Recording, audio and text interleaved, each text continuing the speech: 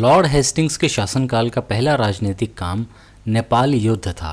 पहले की वीडियोस में मैं बता चुका हूँ कि अंग्रेज़ों की उन दिनों एक मुख्य अभिलाषा यह थी कि भारतवर्ष के अंदर ठीक उसी तरह अंग्रेज़ों की बड़ी बड़ी बस्तियाँ आबाद की जाएं जिस तरह ऑस्ट्रेलिया, अफ्रीका, अमेरिका आदि देशों में की जा चुकी थी। इस तरह के अंग्रेज़ी उपनिवेशों के लिए भारत के अंदर सबसे अधिक उपयोगी स्थान हिमालय की रमणीक घाटियाँ थी।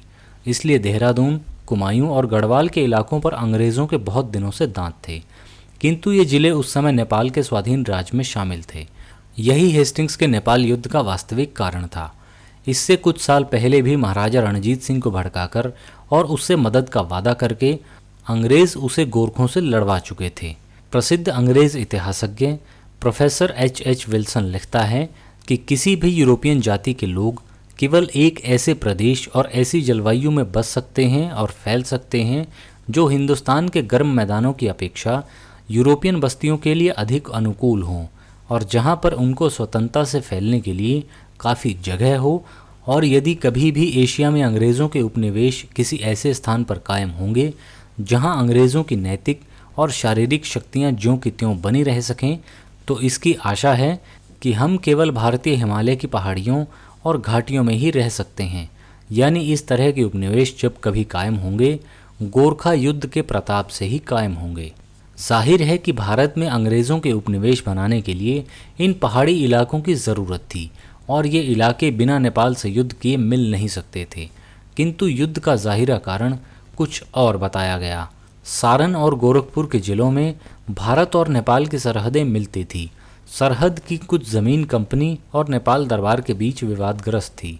वास्तव में उस समय तक भारत और नेपाल के बीच की सरहद बिल्कुल साफ नहीं थी और इस तरह के विवाद पहले भी कई बार हो चुके थे।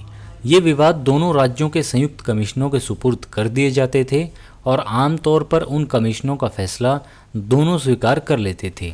इतना ही नहीं, वरन मालूम होता है कि अनेक बार ये झगड़े अंग्रेज़ों के उकसाए हुए होते थे और इस तरह के झगड़े खड़े करने में उन दिनों अंग्रेज़ों को लाभ भी था। इतिहास लेखक हेनरी टी प्रिंसेप लिखता है कि अंग्रेज़ सरकार अपनी सरहद के भारतीय ज़मींदारों का, जो अंग्रेज़ सरकार को मालगुजारी देते थे और अंग्रेज़ों की ही प्रजा समझे जाते थे, वो अंग्रेज़ों का विश्वास नहीं करती थी। इसलिए अंग्रेज़ जानबूझकर उन ज़मींदारों के विरुद्ध नेपाल दरबार को भड़काते रहते थे।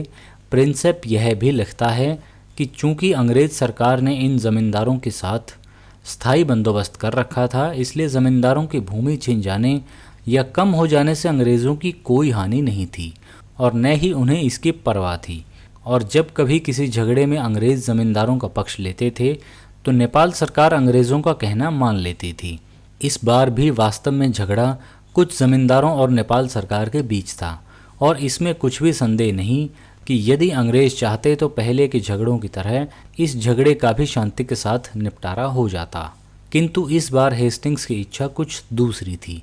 हेस्टिंग्स के भारत पहुंचने से पहले इस तरह का एक झगड़ा मौजूद था और उस झगड़े के फैसले के लिए एक कमीशन भी नियुक्त था। इस कमीशन में मेजर ब्रैडशॉ अंग्रेज़ कंपनी का वकील था। मालूम होता है मेजर ब्रैडशॉ को हेस्टिंग्स का इशारा मिल गया था।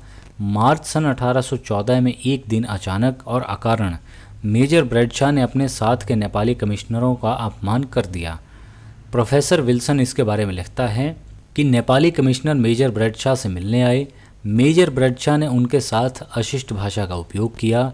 इस पर वे लोग चुप रह गए और यह देखकर कि कोई काम उनके सामने पेश नहीं किया गया है, इसलिए वे वहाँ से उठकर चले गए। इस पर हेस्टिंग्स को बहाना मिल गया। जिस ज़मीन के बारे में झगड़ा था वह उस समय नेपाल के कब्ज़े में थी। हेस्टिंग्स ने बजाय मामले को तय करने के फौरन महाराजा नेपाल को एक ज़ोरदार पत्र लिखा कि विवादग्रस्त भूमि तुरंत खाली कर दी जाए। यह पत्र गोरखपुर के मजिस्ट्रेट के द्वारा नेपाल दरबार के पास भेजा गया। उसी दिन हेस्टिंग्स ने एक पत्र गोरखपुर के अंग्रेज़ मजिस्ट्रेट को लिखा कि यदि महाराजा नेपाल को पत्र भेजने के 25 दिन के अंदर नेपाल उस ज़मीन को खाली न करते तो गोरखपुर से कंपनी की सेना भेजकर उस भूमि पर ज़बरदस्ती कब्जा कर लिया जाए। साथियों, इस युद्ध को विस्तार से जानने के लिए अगली वीडियो में आपसे फिर मुलाकात होगी। इस वीडियो में फ़िलहाल सिर्फ इतना ही। नमस्कार।